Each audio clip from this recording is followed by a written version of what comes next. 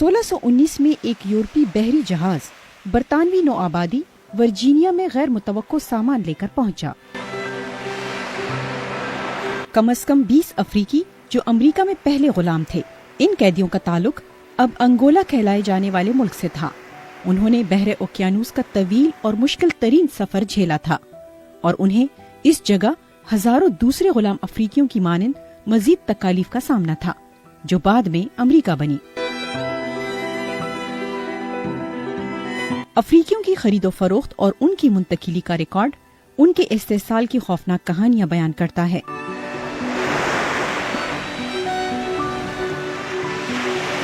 Luanda में Angola के national museum of slavery के डायरेक्टर व्लादिमीर फोर्टूना का कहना है कि गुलामों की तिजारत का माजी अभी तक इस मुल्क के लिए एक धब्बा है।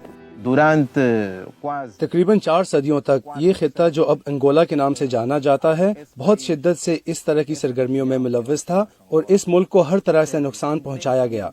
यहाँ के समाजी ताने बाने तबाह हो गए और आज हम गुलामी के नताइज भुगत रहे हैं।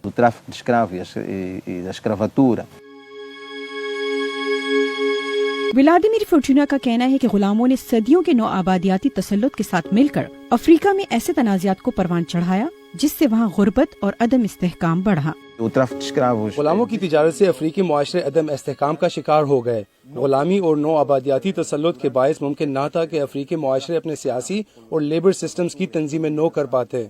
कभी कभार लोग मुल्क की तारीख का यह हिस्सा भुलाने की कोशिश करते हैं, इसलिए नेशनल म्यूजियम ऑफ स्लेवरी कायम किया गया है। ये छोटा घर और चैपल लुआंडा की गुलामी तिजारत का हिस्सा थे। यहाँ पर होने वाले अंधोनाक वाकयात इस खूबसूरत मंजर के बिल्कुल उलट थे। इन इमारतों में कैदियों को एक नई दुनिया में गुलामों की हैसियत से भेजने से पहले ईसाई मजहब अपनाने को कहा जाता था। बैप्टिज्म के जरिए कैथोलिक चर्च इन कैदियों से उनकी अफ्रीकी शनाख्त छीन लेते। अंगोला में जेरे हिरासत रखे जाने वालों को पुर्तगाली ईसाई नाम दिए जाते। पाउलिनो कोटिका बेंगोला के साहिली शहर के एक पादरी हैं। माजी में चर्च और रियासत मिलकर काम करते थे और अंगोला में की जाने वाली तब्दीली मजहब की मुहिम ने चर्च और नौ आबादियाती तसल्लुत दोनों को ही मदद दी। फादर पाउलिनो कोटिका के मुताबिक ये तब्दीली मजहब अच्छी भी थी और बुरी भी।